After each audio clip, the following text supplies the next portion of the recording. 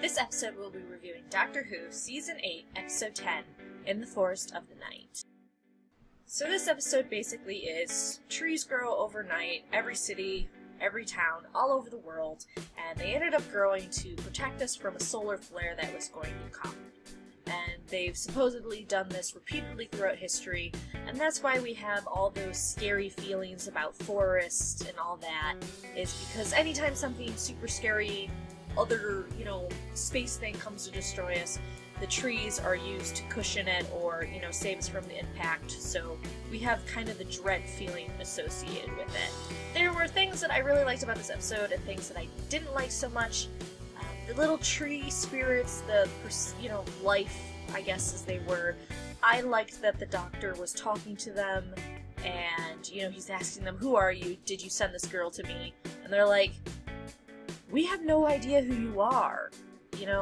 Go away, bugger off." So, the fact that there was something around that, has said, "I'm around before you, and we're going to be around after you," and despite how old the Doctor is, despite how smart he is, despite all he's done, they don't really care. They're like, "Yeah, we don't know you, we don't really care, leave us alone, we're trying to do our job here."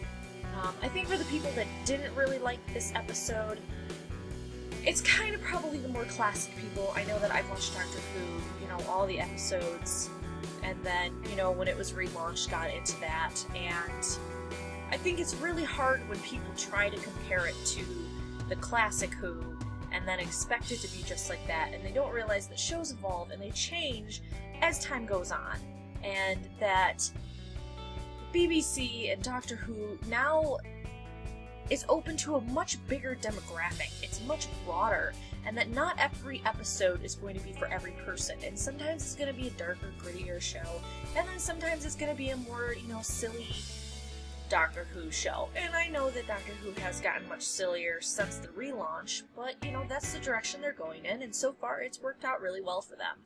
I find it kind of interesting, the little girl, I think her name is Mabe, how she said that Miss sent her, and she said that it was in Clara's thoughts, but how she was saying it and how she kept saying Miss almost made it sound like Missy had sent the little girl to the Doctor, which could be completely wrong, because again, the little girl at the beginning did say Clara's thoughts sent her, but who's to say that Missy isn't utilizing Clara's thoughts as well, or something like that. So that was just kind of a thing, and it also kind of added to that when we saw that Missy was watching it from the beginning, so she was watching everything that was going down. So it kind of strengthens maybe there was a connection there. There are some things in the episode that I don't think necessarily should have been there, though, like the tiger and the wolves, and it just felt like they put obstacles there for Pink to overcome and have some use and prove that he's not completely useless. And speaking of Pink, it's getting kind of old where he constantly has to remind us he's a soldier. And I know that they have to make it so that every episode can, kind of stand on its own to a certain degree, and that casual viewers are reminded that he's a soldier, but sometimes it feels like it's so ham-fisted in there. Well, I was a soldier, and it's like, okay, yeah, we get it, you don't have to, you need to make us like you a little more, because started off maybe not liking you as much, then started liking you again, and now it's kind of like, you're getting kind of whiny, I really like the child actors. I thought they were very believable. I enjoyed them a lot. I do think that they acted like, normal kids. The CGI was really nice. Still enjoyable. I've been surprised every episode how well the CGI is, because in the past, maybe Doctor Who has had some more hokier effects, but these effects were really great. Don't necessarily understand at the end when Clara was going, "Oh hell, yeah, they're gonna horrifically die, but, they might be sad for a little bit if they die without their parents, so let's everyone die." I was never a big fan of Clara in the first place. Clara, last season, kind of bothered me, and she's actually grown on me this season. But it feels like every time that Clara is making a choice for all of humanity, and that's not right. Like on Kill the Moon, she made a choice for all humanity. When it came to those kids and Dan, She made the choice for them. She made the choice of humanity. No one's gonna be saved. Everyone's gonna fucking die on this planet with me. You don't really get to decide that. Like, that you should have let the children and Danny decide on their own whether they wanted to die here or not. Like, she just can't presume to know for everyone, and that seems to happen a lot. I really like how Clara says, if you can't save them all, save what you can, even though, she decided not to save anyone.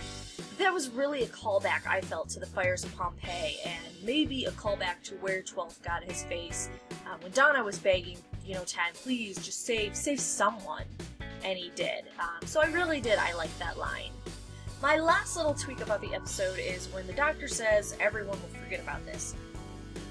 I don't know if he means, over time they're gonna forget about it, or the next day. He almost made it sound like they're gonna forget about it the next day. Which makes absolutely no sense, since we have photos, we have videos, we have news broadcasts, there's, Twitter and Instagram and Facebook. There's no way that these pictures are just going to disappear.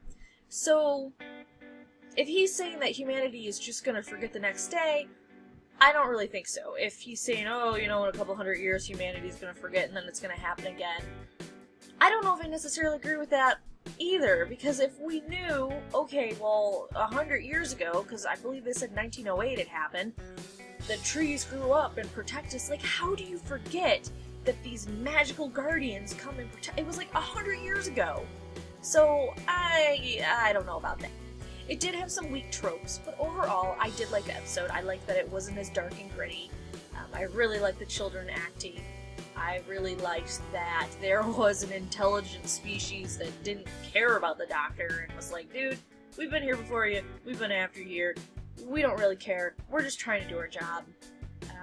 I didn't like the ending with the little girl reappearing, but I'm hoping there has to be something else with it besides just her sister appearing. Otherwise, that was just a really weird ending.